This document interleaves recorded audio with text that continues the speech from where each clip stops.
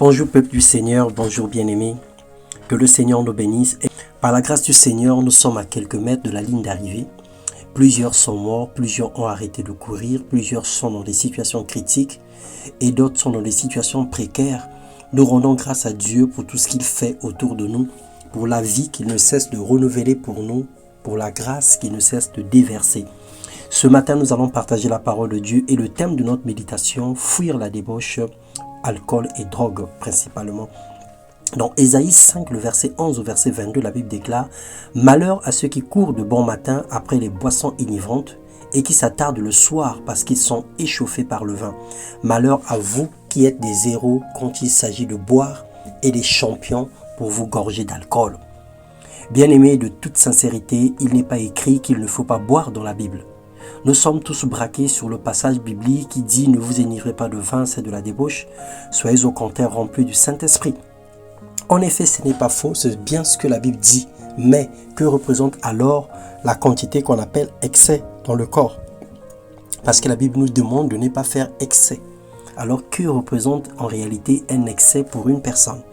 Un chrétien en réalité ne doit pas faire usage des drogues et des alcools forts pour deux raisons principalement.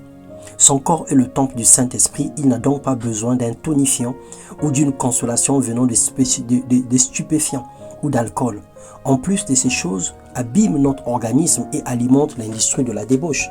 La Bible dit, ne savez-vous pas que votre corps est le temple du Saint-Esprit qui est en vous et que vous avez reçu de Dieu et que vous ne vous appartenez point à vous-même, car vous avez été rachetés à un grand prix.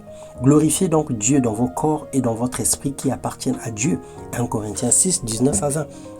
Et la deuxième raison, c'est que parce qu'il est devenu un sacrificateur, un chrétien est devenu un sacrificateur, le sacrificateur doit vivre de façon spéciale et particulière.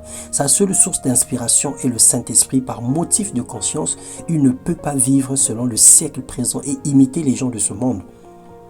À celui qui nous aime, à qui nous a délivrés de nos péchés par son sang et qui a fait de nous un royaume des sacrificateurs pour Dieu son Père, à lui soit la gloire et la puissance au siècle des siècles, nous dit Apocalypse, le chapitre 1, le verset 6 et le verset 5 à 10.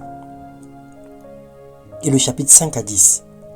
Bien-aimés, marchons honnêtement comme en plein jour, loin des excès et de l'ivrognerie, de la luxure et de l'impudicité, des querelles et des jalousies. Mais revêtez-vous du Seigneur Jésus-Christ et n'ayez point soin de la chair pour en satisfaire les convoitises. Le corps a besoin d'alcool, oui. La médecine, la science nous le recommande. Mais en fait, combien de grammes par litre dont le sang en a besoin?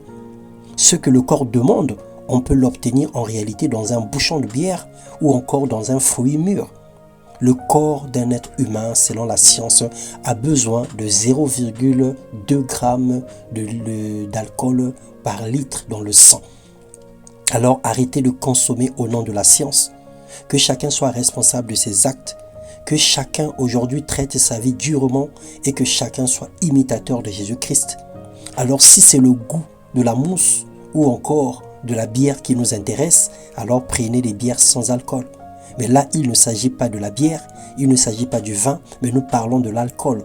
Alors tout ce qui produit de l'alcool, tout ce qui peut emmener plusieurs degrés ou plusieurs grammes dans le sang, en réalité, un enfant de Dieu ne devrait pas en faire usage. Parce que tu abîmes ton corps et tu pèches contre le Saint-Esprit. C'est pour la simple et l'unique raison qu'un chrétien né de nouveau ne devrait pas faire usage d'alcool. Alors prends les bières comme tu veux, bois ton vin comme tu veux, mais en ce moment-là, tu prends le vin sans alcool, tu prends la bière sans alcool. Là, tu n'auras pas à justifier un péché devant le Saint-Esprit. Que le Seigneur te bénisse et qu'il te donne un entendement spirituel. Que celui qui a des oreilles entende et obéisse à la parole de Dieu, car le salut de nos âmes en dépend. Soyez bénis dans le nom puissant de Jésus. Amen.